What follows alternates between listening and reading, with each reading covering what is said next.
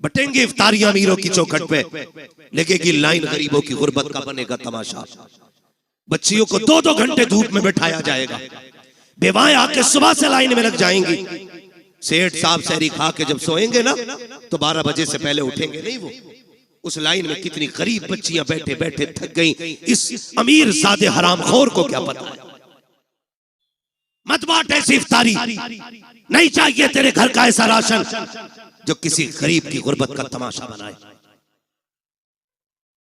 बटेंगे कपड़े गरीबों को, कोई कहेगा सेठ साहब की तरफ से इफ्तारी का पैकेज है, कोई कहेगा फला अमीर की तरफ से इफ्तारी का इंतजाम है, कोई कहेगा फला की तरफ से ये सहरी का इंतजाम है। तुझे क्या पता है, तुम जानते हो, हमने देखा है जब किसी गरीब को इफ्तारी का सामान दिया जाता है या सहरी के पैकेज दिए जाते हैं, उन माओं के साथ छोटे बच्चे भी आया करते हैं, उन माओं के साथ नासमझ बच्चे भी आते हैं, लेकिन इतना तो वो भी समझते हैं कि हमें गैरत आ रही है। एक तस्वीर, एक वीडियो देखी, कसम खुदा की पैर के नीचे की जमीन निकल गई। कफील भाई, अल्लाह किसी को इतना अमीर न करे कि जो वो गरीब की गुर्बत का तमाशा बनाए। तो बच्चे भूखे खड़े थे, किसी ने देने के लिए कुछ उनकी तरफ हाथ बढ़ाया, जब बच्चों ने लेने के लिए हाथ आगे किया, एक बच्ची की निगाह कैमरे पे पड़ गई। बहन भाई खड़े थे, जैसी कैमरे को देखा बहन ने उस तोहफे से हाथ पीछे कर लिए। छोटे छोटे बच्चे थे, मुंह मोड़ के चले गए। मैं सोचने लग गया, या अल्लाह,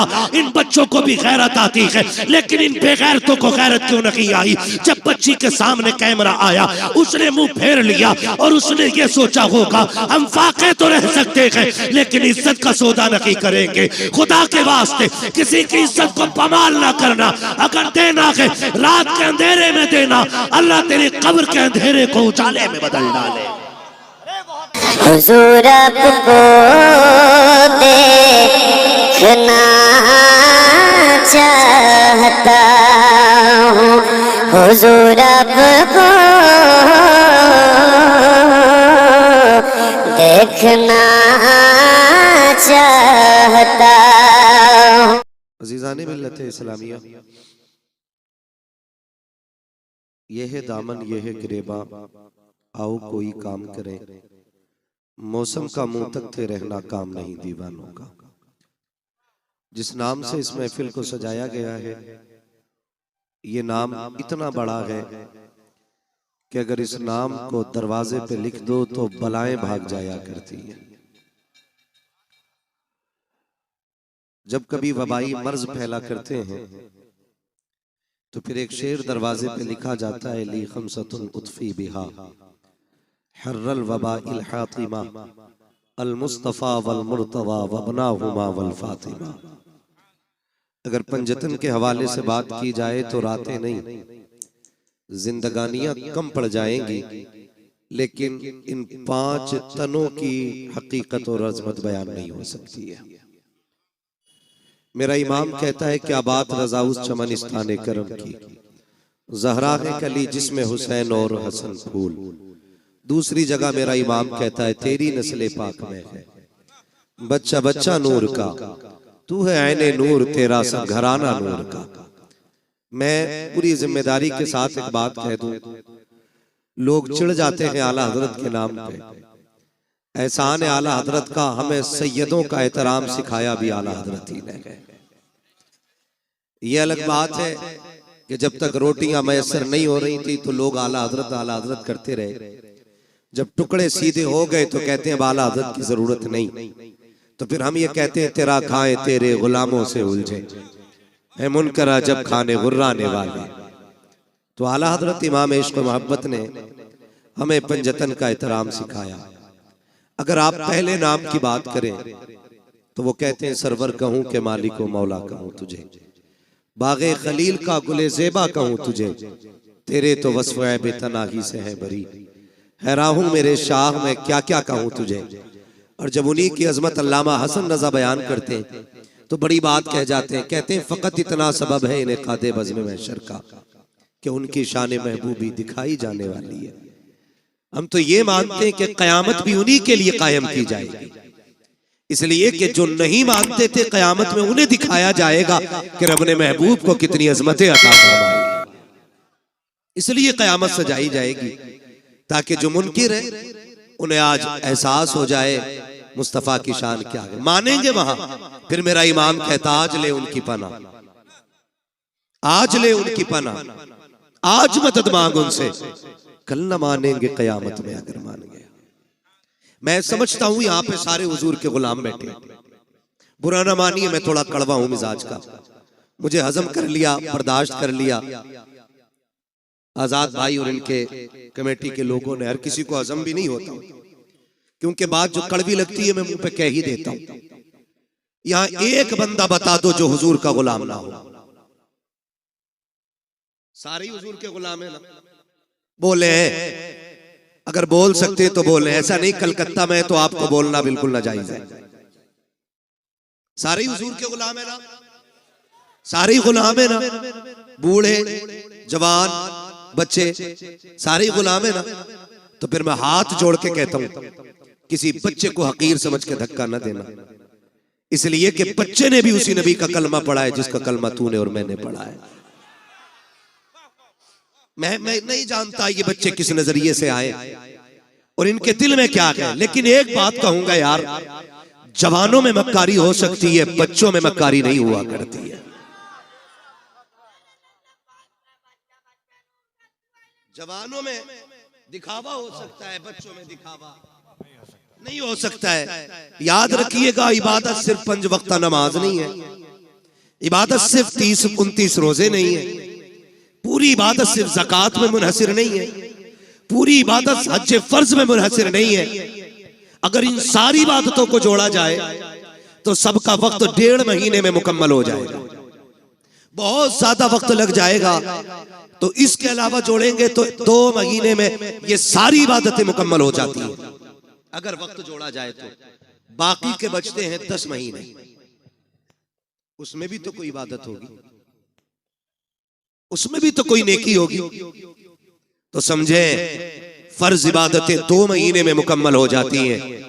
एक इबादत है जिसे अखलाक कहते हैं, वो जिंदगी के हर लम्हे आपके दामन के साथ जुड़ी रहती है। अगर आपके पास ये नहीं तो फिर कुछ भी नहीं।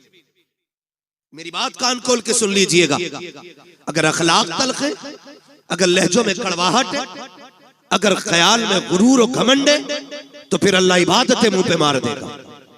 आपकी इबादतें कम रह गई आपकी मजबूरी की वजह से, और फिर साथ अखलाक की दौलत लेके आओ, अल्लाह करीम है, वो अपने करम से आपको माफ कर देगा। लेकिन याद रखें, अखलाक भी बड़ी अहम दौलत है, आज ही हमारे पास नहीं है। आज इसकी सबसे बड़ी कमी हमारे पास है। आप देखें तो सही, मैं आऊं, कुर्सी आलीशान ना हो तो मूड खराब हो जाता है, लोग उठ के खड़े ना हो तो ख्याल आता है ये उठे क्यों नहीं मेरे लिए, इन्होंने इस्तकबाल क्यों नहीं किया मेरा, इन्होंने हाथ क्यों नहीं चूमे मेरे। फरमाया गया हुजूर की महफिल हो ना तो फिर गद्दी तलाश न कर, जगह जूतियों में मिल जा तो बैठ जा, इसलिए कि इस जमीन पे ताज वाले भी पगड़ियां उतार के आया करते हैं। ये इन महफिलों की अजमतें होती हैं, ये इन महफिलों की बरकतें होती हैं, लेकिन कड़वे इतने कि हम किसी को हजम करने तैयार नहीं, सख्त इतने कि किसी से नर्म लहजे से बात करने के लिए तैयार नहीं। ओ भाई, जिसे कोई मुंह ना लगाया करे उसे तुम मुंह लगा लिया करो। इसलिए फरमाया गया, जो किसी का टूटा दिल जोड़ देगा अल्लाह उसे बेहिसाब जन्नत अता फरमा देगा।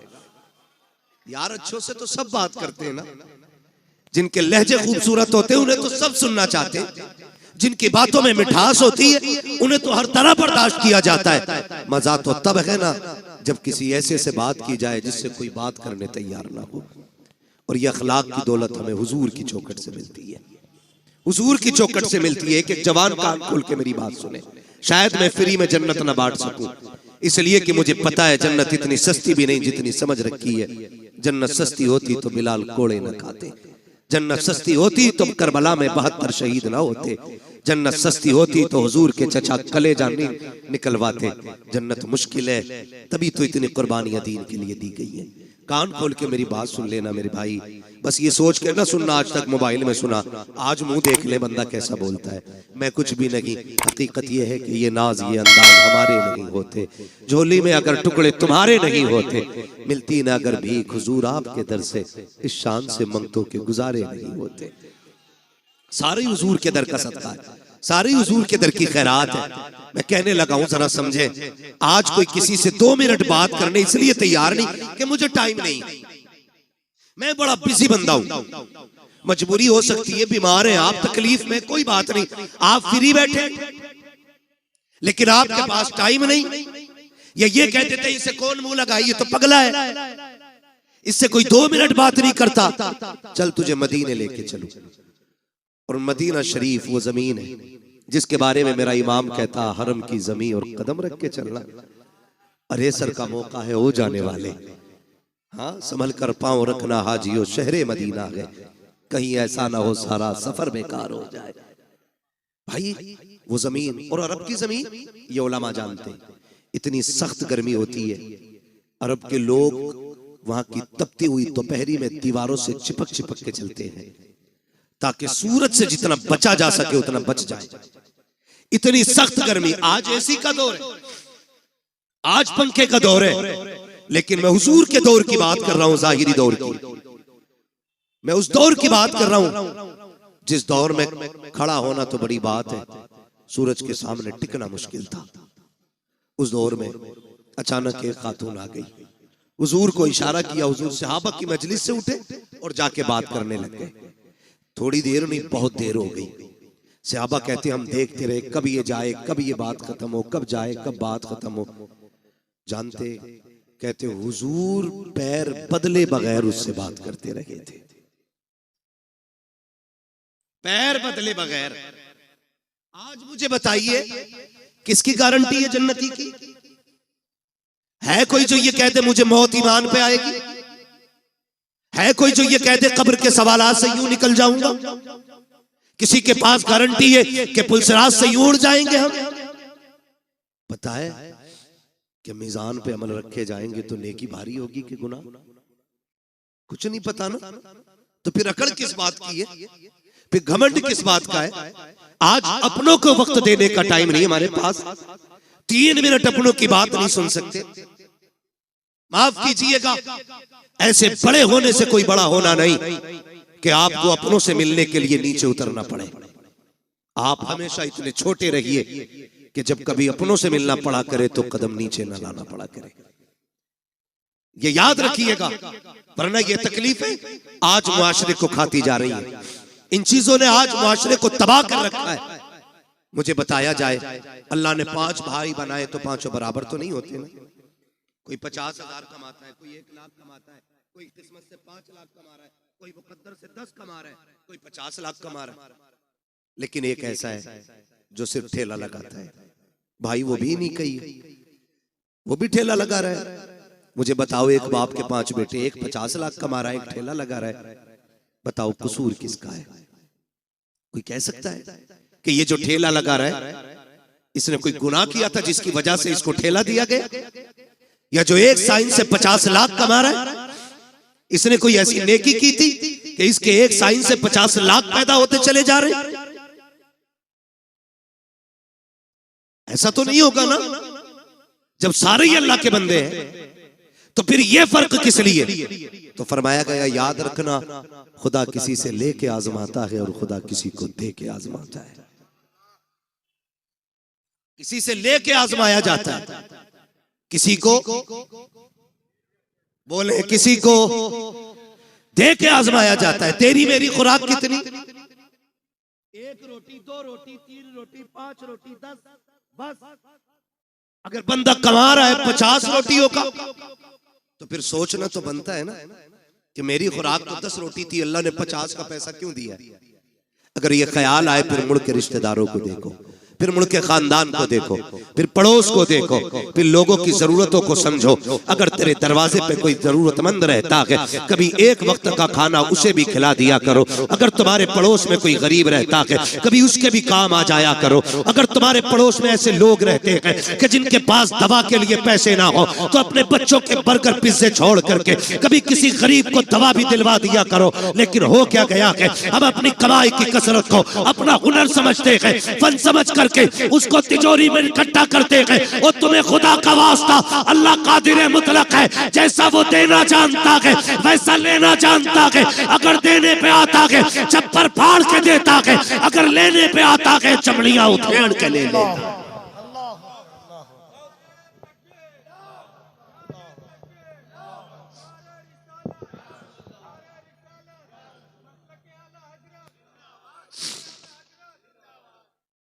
ये सबसे ज्यादा जरूरी है कि हम अपने पड़ोसी के दर्द को समझें,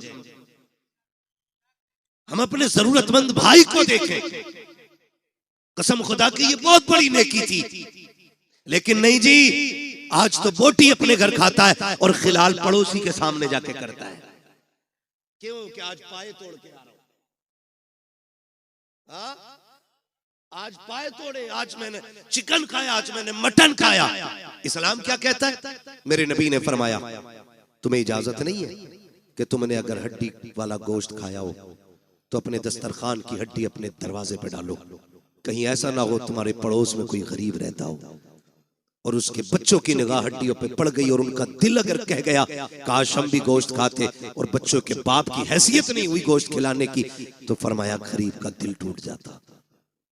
हमारा इस्लाम तो पड़ोसियों के सामने हड्डी डालने की इजाजत नहीं देता। हम तो खिलाल इसलिए करते हैं ताकि मेरे चर्चे होने चाहिए, इसके दस्तरखान का आला खाना होता है, इसके बच्चे अच्छे से अच्छे खाया करते हैं। और तुम्हें खुदा का वास्ता हुजूर के दिए हुए दीन को समझने की कोशिश करें, पहचाने हमारा तरीका क्या होना चाहिए। आज हालात ये है कि नामवरी के लिए हम करोड़ों रुपए बेटों की शादियों में तो उड़ा दिया करते हैं, लेकिन जरूरतमंद लोग जाकर के हॉस्पिटल में देखो 2-2 रुपए की दवा के लिए तरसते रहते हैं। काश उन्हें वक्त पे पैसा मिल जाता, शायद किसी को हार्ट की गोली मिल जाती, किसी का ब्रेन हेमरेज होने से बच जाता, किसी की किडनी बच जाती। लेकिन करे क्या, हमें सिर्फ अपना नजर आया, इसलिए कौम का बेड़ा गर्क होता जा रहा है। और हमने सारी जन्नत सिर्फ मस्जिदों में जाके ढूंढी है। और तुम्हें खुदा का वास्ता मस्जिदों में भी जाया करो, लेकिन कभी कभी हॉस्पिटल चले जाया करो। हो सकता है तेरे 100 रुपए से किसी गरीब की जान बच जाए। खुदा की कसम,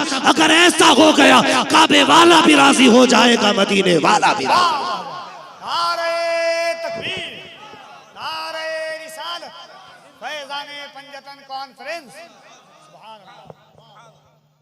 ये एक रस्म चल रही है, और अगर पहली बात तो करते ही नहीं, और करते भी हैं तो जलील करते हैं, जलील करते हैं, जलील। मैं 2-3 फोन मोहम्मद अली भाई आए कि आपको बुलाना चाह रहे हैं। क्यों? कहा हम इज्तिमाई शादी करेंगे इस बार। इज्तिमाई शादियां करें, अच्छी बात है, लेकिन कुछ अगले ही दिन ना, जिस दिन इज्तिमाई शादी थी, फोन पे अब तो सारी खबरें चलती, फोटो आ गया अखबार, 20 बच्चियां दुल्हन बनी, उन 20 बच्चियों के फोटो थे। मैं पूछना चाहता हूं, ये जो इज्तिमाई निकाह की लोग रस्में करते हैं ना, रस्में क्यों? ताकि किसी गरीब का भला हो जाए, यही तो नियत होती है ना? बोले हैं, और होनी भी चाहिए। लेकिन आप फोटो देखो ना, कसम खुदा की एक बच्ची का मुंह पर नहीं था उठा। आप हमें बताएं, कभी किसी गरीब को जलील करने से पहले हमें ये ख्याल क्यों नहीं आता कि इसी लाइन में कल मेरी बेटी भी तो हो सकती है? आज जो ये गरीब लड़के दूल्हा बने हैं, इसमें मेरा बेटा भी तो हो सकता है। क्यों नहीं सोचते हम? अल्लाह के लिए बईद है? नहीं, समझे जरा, सोचे, अल्लाह कादिर मुतलक है। अगर किसी की बात ना गवार गुजर जाए ना, तो जब वो जमीन में घुसेड़ता है ना, तो कोई बचाने वाला नसीब नहीं होता है। हुए नाम वर्बे निशा कैसे कैसे, जमीन खा गई आसमां कैसे कैसे। आज अखलाक नहीं हमारे पास। पहली बात तो मदद करने तैयार नहीं, और करते भी हैं तो जलील करते हैं हम। जलील करते हैं हम। आ रहा है रमजान शरीफ का महीना, बटेंगे इफ्तारियां अमीरों की चौखट पे, लगेगी लाइन गरीबों की गुर्बत का, बनेगा तमाशा। बच्चियों को 2-2 घंटे धूप में बैठाया जाएगा, बेवाएं आके सुबह से लाइन में लग जाएंगी। सेठ साहब सहरी खा के जब सोएंगे ना तो 12 बजे से पहले उठेंगे नहीं वो। उस लाइन में कितनी गरीब बच्चियां बैठे बैठे थक गई, इस अमीर ज़ादे हरामखोर को क्या पता है। मत बांट ऐसी इफ्तारी, नहीं चाहिए तेरे घर का ऐसा राशन जो किसी गरीब की गुर्बत का तमाशा बनाए।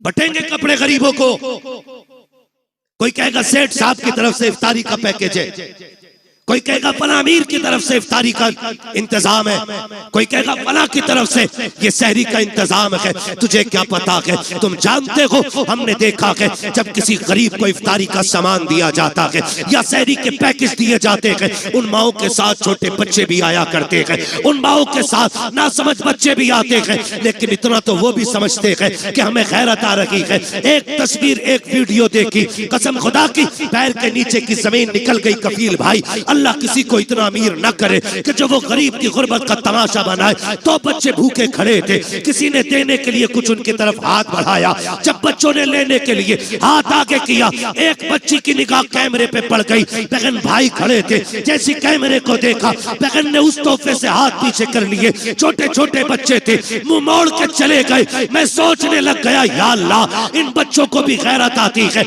लेकिन इन बेगैरतों को गैरत क्यों नहीं आई। जब बच्ची के सामने कैमरा आया, उसने मुंह फेर लिया और उसने ये सोचा होगा हम फाके तो रह सकते हैं लेकिन इज्जत का सौदा नहीं करेंगे। खुदा के वास्ते किसी की इज्जत को पमाल ना करना, अगर देना है रात के अंधेरे में देना, अल्लाह तेरी कब्र के अंधेरे को उजाले में बदल डाले। अरे बहुत अच्छा मुफ्ती साहब, वाह वाह वाह वाह वाह वाह वाह। नारे तकबीर, नारे रिसालत, फैज़ाने पंजतन कॉन्फ्रेंस।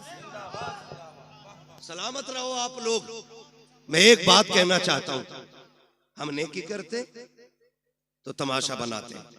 चलो फैजान पंजतन कॉन्फ्रेंस है, इमाम हसन रज़ी अल्लाह ताला अन्हु को जब गुस्ल दिया गया, आपकी जब कमीज उतारी गई तो आपकी कमर पे, पुष्ट पे, ये पीठ पे, मतलब पीठ पे आपकी ना काले निशान, काले धब्बे। लोग बातें करने लग गए, ये तो बड़े शहजादे, ये तो नूर वाले लोग हैं, कमर पे काले धब्बे क्यों।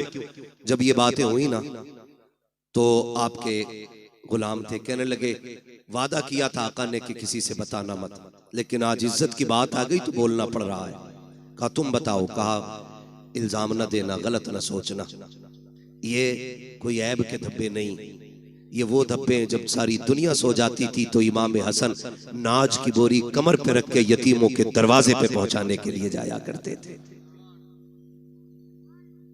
और आपके विसाल के बाद ये राज खुला कि 100 बेवाओं का चूल्हा इमाम हसन के दरवाजे से चला करता था। 100 यतीमों का चूल्हा इमाम हसन की चौखट से चलता था। एक दिन ना आपके शहजादे ने कहा अब्बा ये बोरी मैं पहुंचा दूं। फरमाने लगे ना बेटे, ये किसी का राज है, राज रहने दे। उन्होंने अपने बच्चों से भी राज नहीं खोले। आज हम तमाशे बना देते हैं, तमाशे बना देते, जलील करते हैं। पैगंबर का अखलाक देखें, हुजूर के इस अखलाक ने पूरी दुनिया में इनकलाब पैदा किया। आज भी कसम खा के कहता हूं, मैं खुल के कहता हूं, हमारी नमाजें देख के कोई मुसलमान नहीं होगा, हमारे हज देख के मुसलमान नहीं होंगे लोग, हमारी ज़कात देख के मुसलमान नहीं होंगे।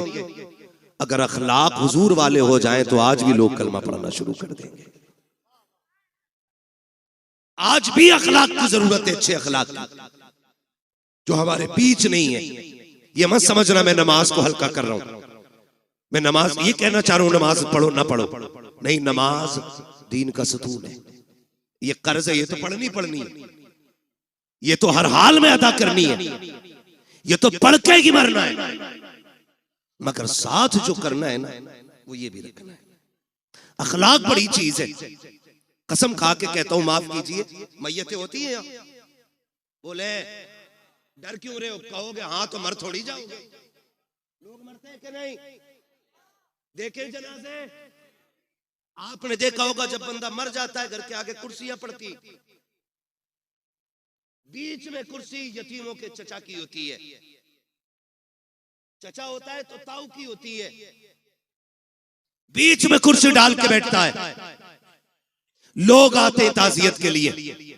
माफ कीजिएगा बहुत कड़वा बोल रहा हूं, शायद आपके मिजाज के मुताबिक ना बोल रहा हूं, लेकिन मेरा उसूल है मैं आईना हूं, दिखाऊंगा दाग चेहरे के, जिसे खराब लगे सामने से हट जाए, मसला ही कोई नहीं। आज हमारी कंडीशन ये है, जब कोई यतीम हो जाता है तो सगा चचा यतीमों का कुर्सी डाल के बैठता है। इधर यतीम बेटी बैठी होती है, इधर यतीम बेटा बैठा होता है, और यूं गले में हाथ डाल के आज बैठा है, तसल्ली दे रहा है उसको, तसल्ली दे रहा है। लोग आके कहते हैं, लोग कहते हैं ये बच्चे मरने वाले के, तो बच्चे आने वालों का मुंह देखते हैं, फिर रोने लग जाते हैं। फिर चचा हाथ रख के कहता ना बाप चला गया है, चचा मौजूद है। बहुत अच्छे लगे ये वादे, बहुत अच्छे थे ये लहजे। जब कभी यतीम का माथा चूमा जा रहा था, जब कभी यतीम को सीने से लगाया जा रहा था, लेकिन किसे पता था कि ये सिर्फ दिखावा है, ये सिर्फ नामो नमूद है, आज तीजा है इसलिए चचा के करवट में यतीम बैठा है, आज 40वां है इसलिए चचा की गोद में यतीम बैठा है, ताकि रिश्तेदारों को पता चल जाए ये जो भाई है ना ये अपनों से बड़ा प्यार करता है। लेकिन 40वें के गुजरने की देर होती है, जब वही यतीम बच्चे अपने घर की भूख की शिकायत लेकर के, अपने चूल्हे की ठंडे होने की शिकायत लेके सगे चचा के दरवाजे पर आते हैं और सगे चचा से कहते हैं चचा आज 3 दिन हो गए घर में कुछ पका नहीं है, माँ दाल रोटी बनाती रखी है, आज चचा दाल भी खत्म हो गई है। पहली बार चचा दे देता है, दूसरी बार दे देता है, लेकिन जब तीसरी बार यतीम आके कहता है चचा आज 3 दिन से कुछ नहीं खाया है, फिर यही चचा कहता है कि मैं तुम्हारे लिए तो नहीं कमा रहा हूँ, कहां से लेकर के आऊं। और कई बार तो इतने जालिम होते हैं भाई जो सगे भतीजों से कहते हैं तुम्हारा बाप मर गया, तुम्हें हमारे ऊपर छोड़ के चला गया है, खुदा के वास्ते कभी यतीमों को ताने ना देना, अगर देने हो तो कभी गले से ना लगाना, इसलिए कि हम जानते हैं यतीम गैरत वाले होते हैं। ये जो तुम्हारे दरवाजे पे आते हैं इसलिए नहीं आए कि इन्हें बेगैरती लेकर के आई है, ये तो इसलिए चले आए तूने उस दिन सर पे हाथ रख के कहा था भतीजे कभी जरूरत पड़ जाए तो दरवाजे पे आना, कभी कमी महसूस हो बाप की तो मुझे आवाज दे लेना। आज धक्के ना दे, या तो कल सीने से ना लगाता, या आज धक्के ना दे, तुझे क्या पता यतीमी का दर्द क्या होता है, तू क्या जाने बाप की जुदाई का दाग क्या होता है। उनसे पूछो जिन्होंने बाप को कब्रिस्तान पहुंचा दिया है, खुदा की कसम जब ईद आती है जमाना हंसता है, यतीम रोया करते हैं, जब बकरीद आती है जमाना मुस्कुराता है, यतीम रोया करते हैं। खुदा की कसम सेगरा बंधना बड़ी बात है, अगर बाप ना हो जमाना मुस्कुराता है, यतीम रोया करते हैं। तुम्हें क्या पता यतीमी दाग क्या है, यतीमी कहते किसे है। आ तुझे कहानी बताऊं, मुस्तफा जाने रहमत का दौर है, ऐलान नबुव्वत का इब्तदाई हिस्सा है, आका करीम ने ऐलान नबुव्वत किया है, अल्लाहु अकबर, इस्लाम हक्कानियत की बुनियाद पे फैल रहा है। उसी दौर में मक्के की धरती पर हाल ये था कि जहां जमीन भी पत्थर की थी, लोगों के दिल भी पत्थर के थे, कोई किसी के दर्द को समझने तैयार ना था, हालात बड़े नागुफ्ता भी ही थी। उसी दौर के अंदर एक बच्चा खुदा की कसम अपनी माँ के पास जाके कहता है अम्मी अब मैं समझदार हो गया हूँ, तू बेवा है मैं यतीम हूँ, देख तेरे बदन पे जो लिबास है ना ये इतना फट गया है अम्मी कि मुझे देखते हुए हया आती है, इस पे पैबंद लगा ले। माँ ने कहा था बेटे जब से तेरा बाप गया है मुश्किल से खाना मिलता है, दोपहर खा लिया तो शाम नहीं, शाम खा लिया तो दोपहर नहीं, बेटे पैबंद का कपड़ा कहाँ से लाऊं। जब बच्चे ने इतना सुना कहता अम्मी इजाजत दे तो मैं चचा के दरवाजे पे न चला जाऊं। उसने कहा बेटे ये मक्का है, यहाँ किसी को किसी के दर्द से मतलब नहीं है, ना जा, वहां से रोने के सिवा कुछ नहीं मिलेगा, दर्द मिलेगा और कुछ नहीं मिलेगा।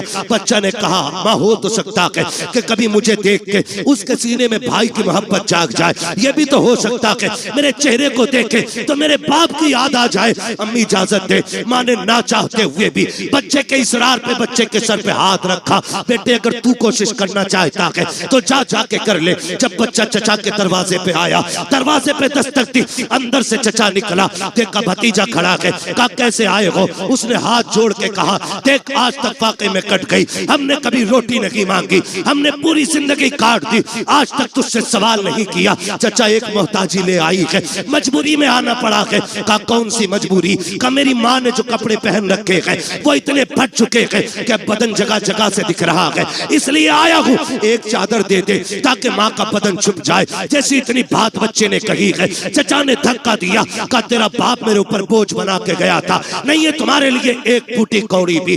बच्चे ने बदन झाड़ते हुए कहा सच कहा था मेरी माँ ने, यहाँ कोई किसी का दर्द सुनने वाला नहीं है। जब बच्चा रोता हुआ चला, रास्ते में हुजूर के सहाबी से मुलाकात हो गई, हाथ पकड़ा, कहने लगे बच्चे बात क्या है? उसने कहा मैं दर्द का मारा हूँ, मेरा दर्द मेरे सीने में रहने दे। कहा नहीं बता तो सही, शायद मैं तेरे काम आ सकूं। जब बच्चे ने इतनी बात सुनी है, कहता क्या करोगे? लोग रो के सुनते हैं, हंस के उड़ा देते हैं। उसने कहा बता तो सही बात क्या है, रोया क्यों है? हो सकता है तेरे मर्ज का इलाज मेरे पास हो। बच्चे ने सारी बात बताई। कहा माँ के बदन के कपड़े फट गए, सगे चचा से चादर लेने गया था, उसने धक्का दे के भगा दिया। जब इतना सहाबी रसूल ने सुना के मुस्कुराने लग जाते हैं। उसने कहा यार मैंने पहले कहा था, लोग दुख सुन के हंसा करते हैं, वाकई तूने वैसा किया है। सहाबी ने कहा था नादान, मैं तेरे दुख सुन के नहीं मुस्कुरा रहा हूँ। कहा फिर? कहा मुझे तेरे दुखों का इलाज मिल गया है, इसलिए मुस्कुरा रहा हूँ। कहा कहना क्या चाहते हो? कहा तुझे जो चाहिए, एक चौखट ऐसी है जहां से कभी किसी को खाली नहीं लौटाया जाता है, अगर जाना है उस चौखट पे चला जा। बच्चे ने कहा चौखट किसकी है? कहा उसे मोहम्मद रसूलुल्लाह कहा जाता है। कहा किस महल में रहता है? कहा महल तो नहीं, चला जा खुदा के हरम में बैठा होगा, जाके उससे मांग लेना। बच्चा माँ का फरमाबरदार था, उसने कहा ऐसे नहीं जाऊंगा, पहले माँ से इजाजत लूंगा। अब बच्चा घर आया है, कभी रो रहा है कभी मुस्कुरा रहा है। माँ ने हाथ पकड़ के कहा था ओ बेटे बात क्या है, चादर नहीं लाया और रो क्यों रहा है, हंस क्यों रहा है? बच्चे ने कहा था माँ जब चचा का सितम देखता हो तो रोना आता है, लेकिन एक सखी की खबर सुनता हो तो मुस्कुराना आ जाता है। कहा बेटे कहना क्या चाहते हो? कहा एक सखी का पता मिला है, सुना के वहां से कोई खाली नहीं जाता है, अगर माँ इजाजत दे तो उससे चादर मांग लाऊं। माँ ने कहा बेटे क्या नाम है उसका? कहा उसे मोहम्मद इब्ने अब्दुल्ला कहा जाता है। माँ ने कहा ना बेटे उसकी चौखट पे न जाना, सुना के जो उससे बात कर लेता है उसी का हो जाता है, सुना के जो उसे देख लेता है उसी के गीत गाने शुरू कर देता है,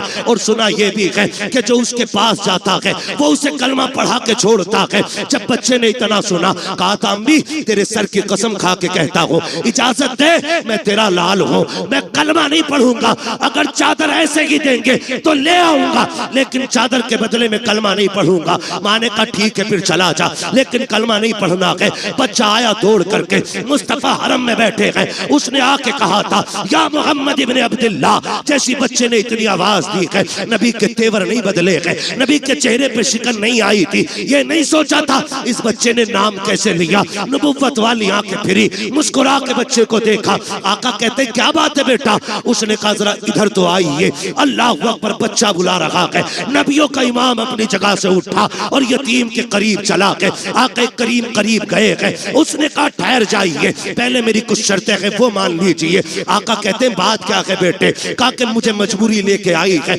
मेरी माँ के बदन के कपड़े फट गए हैं, एक चादर की जरूरत ले आई है। उसने कहा था सुना कि जब तुम किसी की मदद करते हो तो पहले कलमा पढ़ाते हो, सुनो मैं माँ की कसम खा के आया हूँ, मुझे तुम्हारा कलमा नहीं पढ़ना है। इतना बच्चे ने कहा। मेरा नबी मुस्कुराया, कहते बेटे वो तेरी मर्जी है, तुझे जो चाहे फैसला करना, जरूरत तो बता दे। उसने कहा मुझे एक चादर चाहिए ताकि मेरी माँ का बदन छुप जाए। इतना सुना आके करीम ने मुजम्मिल वाली चादर कंधे से उतारी, यतीम की गोद में रख दी। फरमाया बेटे कुछ और चाहिए? कहा बस मेरा काम हो गया है। जैसी बच्चे ने चादर को लिया है, सीने से लगाया है, जैसी चादर सीने से लगी है, इश्क मुस्तफा का सीने में उतरना शुरू हो जाता है। अब बच्चा कभी घर को सोचता है, कभी उनके चेहरे को देखता है, कभी घर की तरफ सोचता है, कभी चेहरे को सोचता है। अल्लाह अकबर, बच्चे ने चेहरा फेंका, फेरा घर की तरफ दौड़ लगा दी। जैसी दरवाजे पे गया, माँ इंतजार में खड़ी थी। की। उसने कहा बेटे ले आया चादर?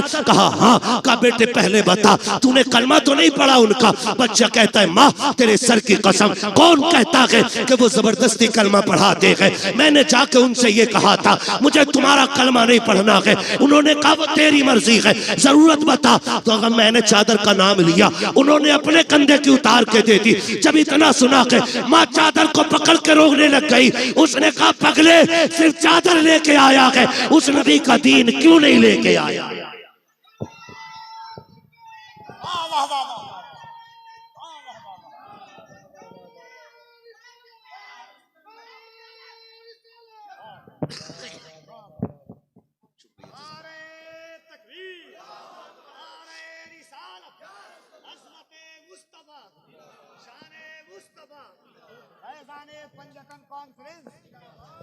उस्मान ने कहा था पगले काली चादर लेके आया, उस नबी का दीन क्यों नहीं लेके आया? माँ मैं तेरा फर्माबरदार, तूने कहा था ना कलमा नहीं पढ़ना है। उसने कहा चल उस नबी की चौखट पे लेके चल, तू नहीं मुझे भी लेके चल। और जब माँ बेटी की उंगली पकड़ के हरम की चौखट पे आई, फिर बच्चे ने आवाज दी। हुजूर ने मुड़ के फिर देखा, आका करीम ने पूछा और क्या चाहिए? बरेली से आवाज आती आता है फकीरों पे उन्हें प्यार कुछ ऐसा, खुद भीख दे और खुद कहे मंगते का भला हो। मंगता तो है, मंगता कोई शाखों में दिखा दो जिसको मेरे सरकार से टुकड़ा ना मिला। आका कहते और क्या चाहिए? हाथ जोड़ लिए बेवा ने, आना आमीना के लाल आ तेरे कदमों पे जान निसार करूं। हुजूर आ गए, क्या बात है? का सिर्फ चादर न दे, अपने दामन में जगह दे दे, अपने दामन में जगह दे दे। हुजूर फरमाते ऐसी क्या जल्दी आ गई? उसने कहा जहां अपने ठुकरा देते हैं वहां तूने सीने से लगाया है, वहां तूने सीने से लगाया है।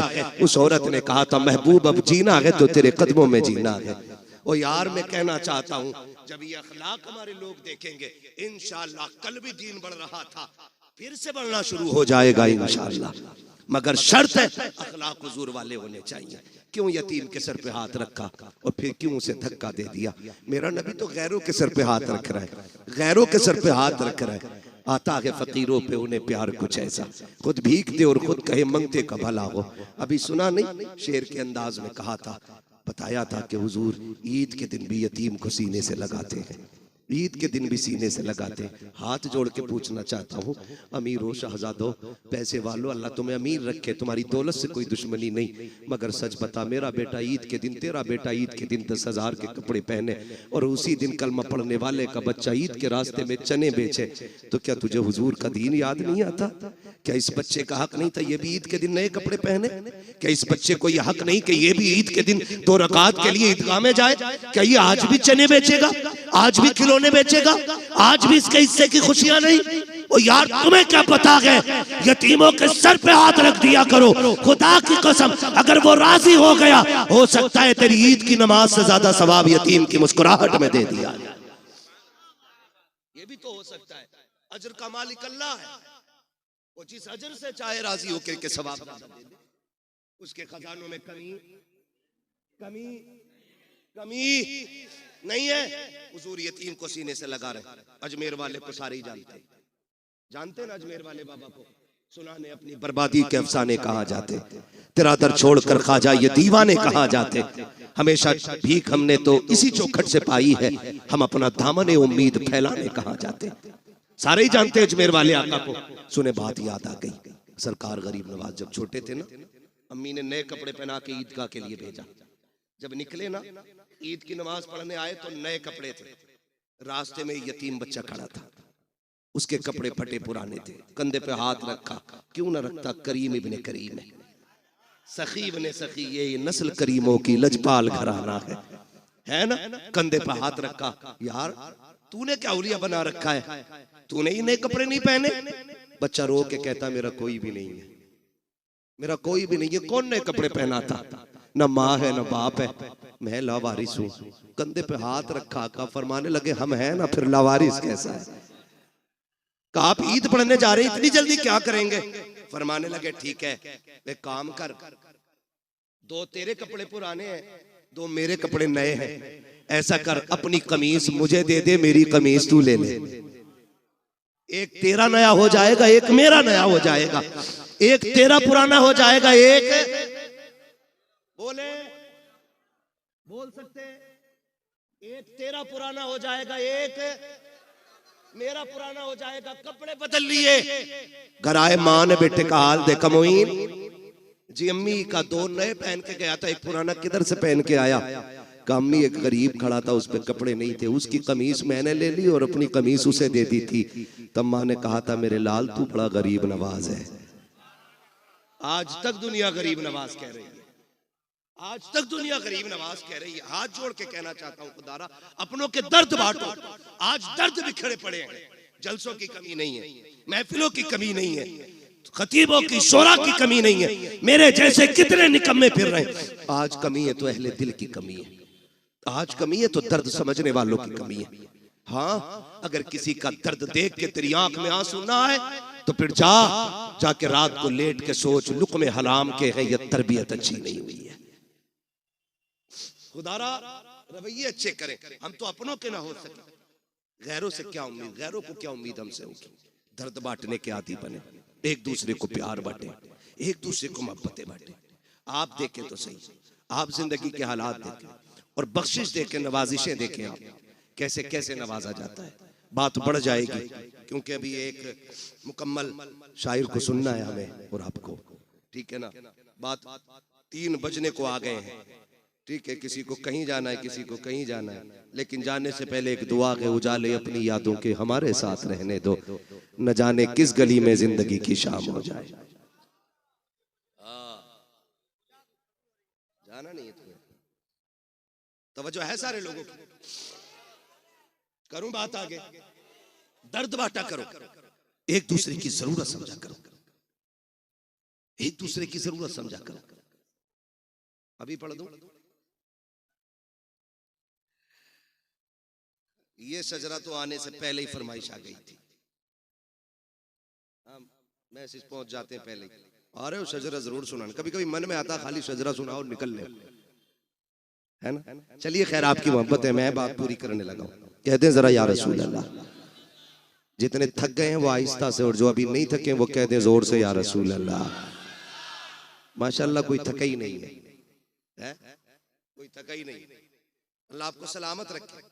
आप देखें हालात हुजूर से जब कोई कहता ना मैं यतीम हूं, तो हुजूर सर पे हाथ रख के उसके रोने लग जाते थे। साहबा ने पूछा, हुजूर यतीम के साथ आप ये प्यार करते हैं और रोने लग जाते हैं? फरमाते हैं, जब किसी यतीम को देखता हूं ना, मुझे अपना दौर याद आ जाता है।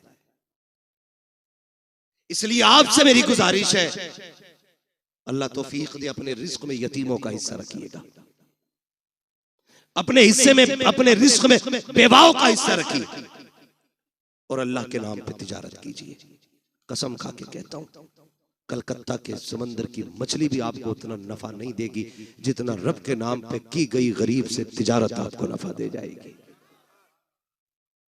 ये याद रखिएगा, लोग समझ नहीं पाते इन पे इतने पैसे क्यों आ रहे हैं, इन पे इतने क्यों आ रहे हैं। ये तो देखिए लगा किधर रहा है, कोई तो अमल होगा ना। पूछ कभी तन्हाई में आकर के क्या करते हो जी, तो कोई ना कोई ऐसा अमल इन लोगों का जरूर मिलेगा जो पता चलेगा कि वो अल्लाह से तिजारत करके बैठे हैं।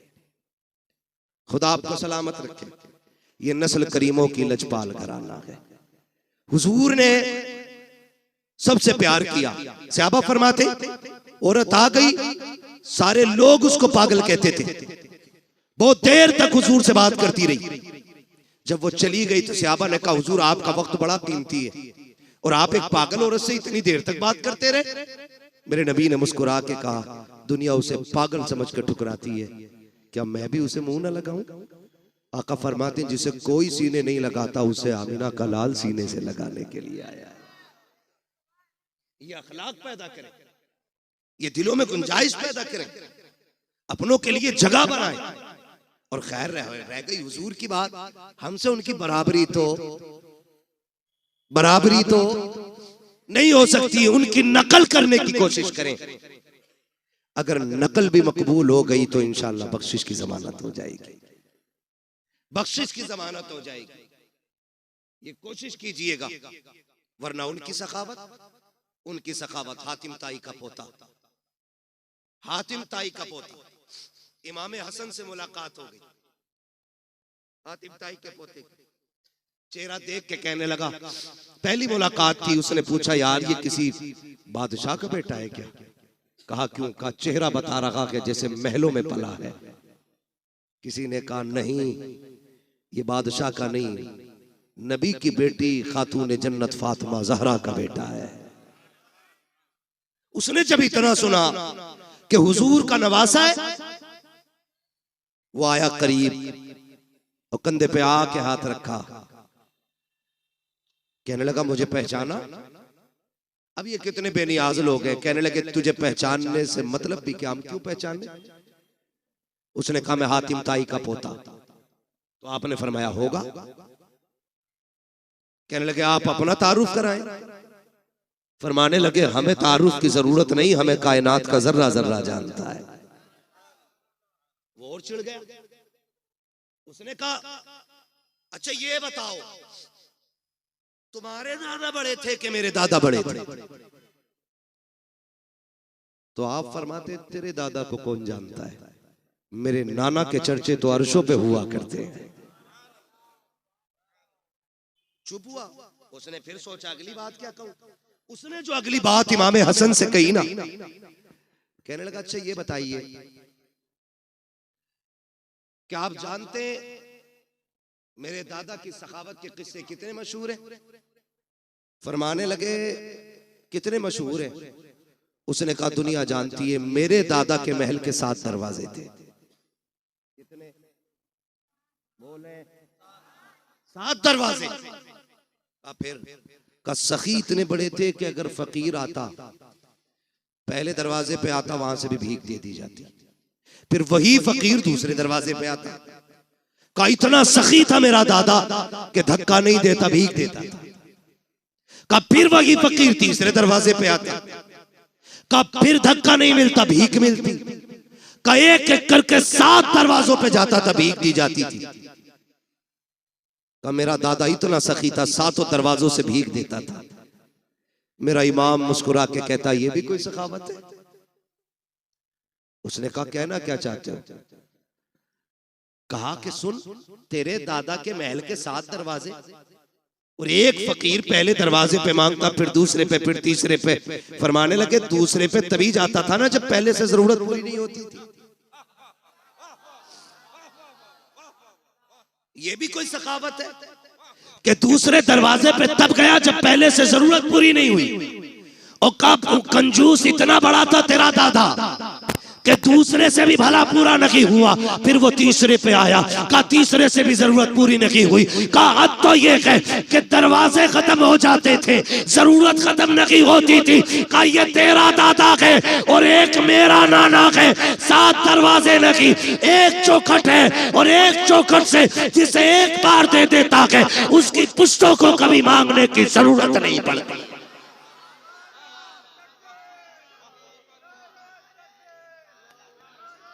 नारे तकबीर, नारे रिसालत, फैज़ाने पंजतन कॉन्फ्रेंस। सुभान अल्लाह, क्या बात है मुफ्ती साहब। कौन देता है देने को मुंह चाहिए, देने वाला है सच्चा, देने वाला है सच्चा हमारा नबी। आखिरी बात अर्ज कर दो, तवज्जो है। अल्लाह से हुजूर का सदका मांगे। फक्र फाका भूख तंगदस्ती कभी आ जाए तो हराम की तरफ हाथ नहीं बढ़ाएंगे इंशाअल्लाह। सारे वादा करें इंशाअल्लाह कभी हराम की तरफ हाथ नहीं बढ़ाएंगे। फाका कर लेंगे, फाका कर लेंगे। फाका करना ऐब नहीं है, हराम का एक दाना खाना भी ऐब होता है। जिस तरह गलत दवा डालने से फसल तबाह हो जाती है, उसी तरह गलत रोजी खिलाने से नस्ल तबाह हो जाती है। इसलिए कभी हराम नहीं खाना। हलाल की बरकत ही अलग होती है। हलाल के लुक्मे खाने वालों की नस्लें कभी फरीद बनती हैं, कभी निजाम बनती हैं, कभी बख्तियार काकी बनती हैं, कभी साबिर कलियरी बनती हैं, कभी अहमद रजा बनती है, कभी मुस्तफा रजा बनती है। हाँ, ये हलाल खाने वालों की नस्लों की बरकत है। जो हलाल खाते गए, ये उनके लुकमों की अल्लाह ने बरकतें रखी हैं। और यहाँ तो सारी सरकारें सुरकाही के मानने वाले लोग बैठे है ना। सरकारें सुरकाही नहीं, तशरीफ लेकर के गए, सफर करते थे तांगे से, घोड़े से गए, उतरे और किसी मुरीद ने घोड़ा लिया, कहीं बांध दिया। अब हजरत की तो मेहमान नवाजी चली रही थी, किसी ने सोचा लाओ हजरत के घोड़े को भी चारा डाल दे। तो वही पास के खेत से ना कुछ काटा और डाल दिया। थोड़ी देर बाद हजरत को खबर पहुंची, घोड़ा बीमार हो गया। आप आए, देखा, कहने लगे बताओ बांधा किसने था? यहाँ किसने बांधा था? ला करके हुजूर फला ने बांधा था। कहा इसे खिलाया क्या था? कहा हुजूर इसे चारा डाला था। चारा कहाँ से लाए थे? कहा खेत से काटा था। कहा पूछा था मालिक से? कहा नहीं। फरमाते बस मेरे घोड़े को कोई बीमारी नहीं लगी है। कहते पूरी जिंदगी ना मैंने हराम का खाया है, ना मेरे घोड़े ने हराम का खाया है। कहते हैं ये जो बीमारी समझ रहे हो ना, ये बीमारी उस हराम हरियाली की है जो बिना इजाजत तुमने मेरे घोड़े को खिला डाला।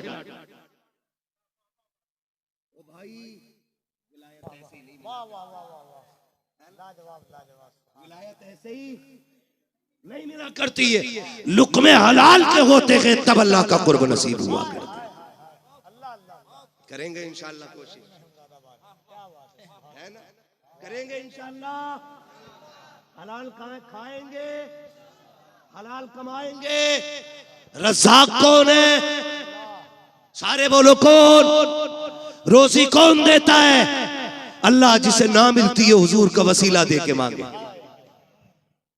इतनी मिलेगी कि नस्लों का गुजारा हो जाएगा।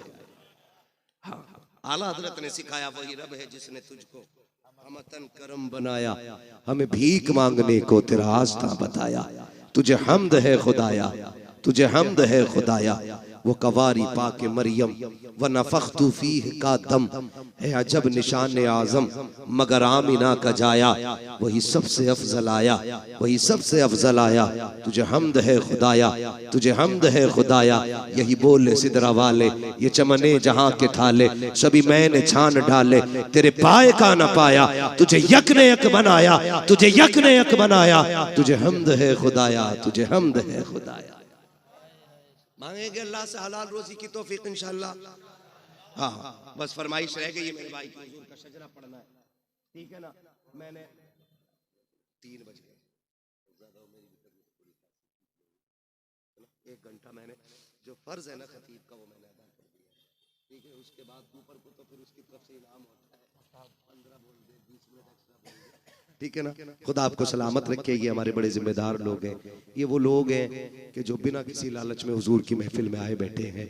और इन्हीं के साथ साथ आप भी वो लोग हैं जो सिर्फ इसलिए आए बैठे हैं, हर एक दिल की तमन्ना होगी सुना के आप हर आशिक के घर तशरीफ लाते हैं, मेरे घर में भी हो जाए चरागा।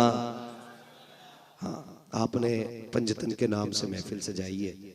इस मोहब्बत का तज़किरा मैं क्या करूँ, बस इतना समझे। मेरे हुजूर ने फरमाया था लोगों अली से प्यार करना, मेरे अली की आल से प्यार करना। हुजूर क्यों फरमाया? मेरे अली की मोहब्बत तुम्हें कब्र में भी काम आएगी, हश्र में भी काम आएगी, फुलसिरात में भी काम आएगी और मीज़ान में भी काम आएगी। ये मेरे हुजूर ने खुद फरमाया। तो ये पंजतन मैंने नाम लिए, और ये कितना बड़ा नाम है, जिस नाम को लो तो सिर्फ सर नहीं दिल भी झुक जाया करते हैं। सैयदा तय्यबा ताहिरा आबिदा जाहिदा रक़िया तक़िया राकिया साजिदा जाहिदा सैयदा खातून जन्नत सैयदा फातिमा ज़हरा रज़ी अल्लाह ताला अन्हा। ये भी एक बहुत बड़ा नाम इस पंजतन में शामिल है। अलग अलग अगर बात करूं तो अब फिर 1 घंटा और चाहिए। अभी मैंने सिर्फ हुजूर पे बात की है, और हुजूर के भी करम पे बात नहीं की है, सिर्फ हुजूर की अखलाक की एक झलक की मैंने आपके सामने बात की है। हाँ, मेरा महबूब सर से लेके पैर तक अखलाक का मरकज बन के आया है। मरकज बन के आया है। एक एक बात पे महीने नहीं सालों गुजर जाएंगे, आखिर में यही कहना पड़ेगा जिंदगी खत्म हुई और कलम सूख गए, तेरे औसाफ का एक बाप भी पूरा ना हुआ। हाँ, मेरे जैसे 1400 साल से कितने आए और आकर के चले गए और आके जाते रहेंगे, लेकिन हुजूर के जिक्र का हक कमा हक हुआ अदा नहीं हो सकता है। मेरी पूरी तकरीर ये थी कि हमें हुजूर के अखलाक का एक पल ये लेना है कि हमें इंशाअल्लाह गरीब यतीमों की दिखावे के लिए नहीं, रब की रजा के लिए मदद करेंगे इंशाअल्लाह। हाँ, वरना बड़े बेगैरत होते, एक खजूर 3 लोग, एक केला 5 लोग। फोटो मैंने देखा बरेली शरीफ में, खानका के अंदर का मसला था, सुबानी मियां के यहाँ बैठे हुए थे, मुझे बात याद आ गई। कोई बात थी तो अखबार वाले आए हुए थे, जैसे ही फोटो खींचने की बारी आई ना तो लोगों ने ये नहीं देखा कि सज्जादा नशीन बैठे हुए, फोटो के चक्कर में उनके ऊपर चढ़ गए। उन्होंने गुस्से में कहा, सालिमो इतना लालच फोटो खिंचवाने का है? फिर कहने लगे ये कौम इतनी जालिम हो गई है, फोटो के चक्कर में अगर आला हजरत पे भी चलना पड़े तो ये चढ़ के फोटो खिंचवा ले। ये शोहरतों की भूख है जो किसी गरीब की गुर्बत का तमाशा बना देती है। मुट्ठी बंद करके दे, तेरा क्या जाता है? और जो तू दे रहा है माँ के पेट से लेके तो पैदा नहीं हुआ, ये दिया किसने? बोले सारे किसने दिया? अल्लाह ने दिया। कभी यतीम देखा करो तो ये सोच के सर पे हाथ फेर दिया करो, शुक्र है अल्लाह ने मेरे बच्चों के सर पे उसके बाप का साया रखा है। ये भी तो हो सकता था उसका बाप जिंदा होता और तेरे बच्चे यतीम होके गलियों में टहल रहे होते। करम है, उसने साया बना रखा है। दुआएं मांगा करो, अल्लाह बच्चों के सर पे बाप का साया रखना, वरना मुश्किल हो जाती है जिंदगी। ये दुनिया इतनी जालिम है, सच कहता हूं यार, ये उस वक्त तक यतीम को रोटी नहीं देती जब तक उससे जूते साफ नहीं करा लेती।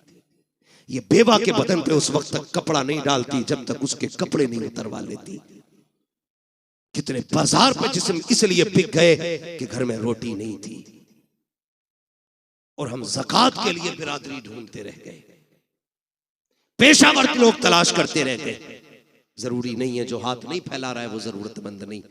कभी पड़ोस के खामोशी से भी समझ ले, रमजान में अगर पड़ोस में चूल्हे का धुआं ना उठे तो एक बार पूछ लेना, क्या बात है आज इफ्तारी में चूल्हा नहीं जला, आज कुकर की सीटी की आवाज ना आई।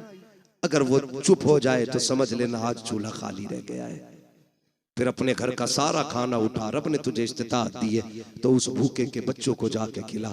कसम खुदा की हम खाएंगे गंदगी बन के निकल जाएगा, यतीम गरीब खाएंगे हल्का लुकमा हलक से उतरेगा, दुआ बन के अल्लाह के अर्श से जाके टकरा जाएगा। ये कोशिश करनी है इंशाअल्लाह। ये आज मेरी पूरी तकरीर का इतना निचोड़ है, जितना मैंने कह दिया आपसे करेंगे इंशाअल्लाह। और रोजी भी खाएंगे तो हलाल खाएंगे इंशाअल्लाह। उम्मीद है यहाँ जितने बैठे हैं हलाल वाले बैठे होंगे, इसलिए कि हुजूर की महफिल में हराम खाने वाले नहीं आया करते हैं। यही उम्मीद की जाए ना। अब ठीक है, जिन्हें शजरा सुनना जरा बोल दे सुभान अल्लाह। इतनी जोर से कहने पे तो मैं नमाज जनाजा नहीं पढ़ाऊंगा। आप तो शजरे की बात कर रहे हो, ऑपरेटर साहब ईमानदारी से अब इसकी आवाज बढ़ा दो, है ना, वरना हमारी आवाज इतनी घट जाएगी कि मौलवी कम हो जाएगा। बोले जरा। इधर वाले लोग ये ना समझे आप बाहर बैठे, आप भी हुजूर की महफिल में बैठे, आप भी हुजूर की महफिल में बैठे, आप भी बोले जरा सुभान अल्लाह। पता लगना चाहिए ना सारी हुजूर के गुलाम बैठे, है ना। तो आजाद भाई तो पता नहीं किधर होंगे, लेकिन मसला कोई नहीं है, मुझे पता है उसको छुट्टी ना मिली जिसने सबक याद किया। वो कहा था मकतब इश्क का अंदाज निराला देखा, उसको छुट्टी ना मिली जिसने सबक याद किया। ठीक है ना, उल्टा ही हो जाता। अक्सर जो है ना दावत करने वाला बांटने वाला भूखा रह जाता है, कभी साके कभी फाके, कभी अकेला ही बैठा रह जाता है और कभी सारी बांटने में खत्म हो जाती है। तो जिम्मेदारी बड़ी चीज होती है, बड़ी चीज होती है। अल्लाह इन्हें सलामत रखे। इस जलसे की उम्र कोई ईशा से लेकर फजर तक नहीं है, जब से तारीख मुकर्रर होती है तभी से जलसे का आगाज हो जाया करता है। दुआ करें अल्लाह इन लोगों को सलामत रखे। इन्हीं लोगों के जरिए मुझे आप तक ये बात कहने का मौका मिल गया, वरना न बुलाया होता ना मुझे आपसे ये बात करने का मौका मिलता। ये भी तो हो सकता है इस महफिल में कोई इतना अच्छा बैठा हो जिस पर नजर पड़ जाए तो अल्लाह मुझे बख्श दे। क्या पता कौन इस बड़ी महफिल में एक जन्नती बैठा हो। कोई तो आया होगा ना। जहां 40 होते वहां एक वली होता है, तो यहां तो 40 नहीं, कई 40 बैठे। अगर मैं कहूं कई 40 में बैठे तब भी कोई गलत नहीं है, क्योंकि हम तो सुन्नी लोग हैं। हमारा उम्र 40वां है, तो फिर महफिल में 40वां क्यों नहीं होगा, है ना। नहीं मत बुलाओ बेचारों को, काम में लगा रहने दो, बस मुझे शजरा पढ़ना। अब जरा बोल दे सुभान अल्लाह। भाई मोहम्मद अली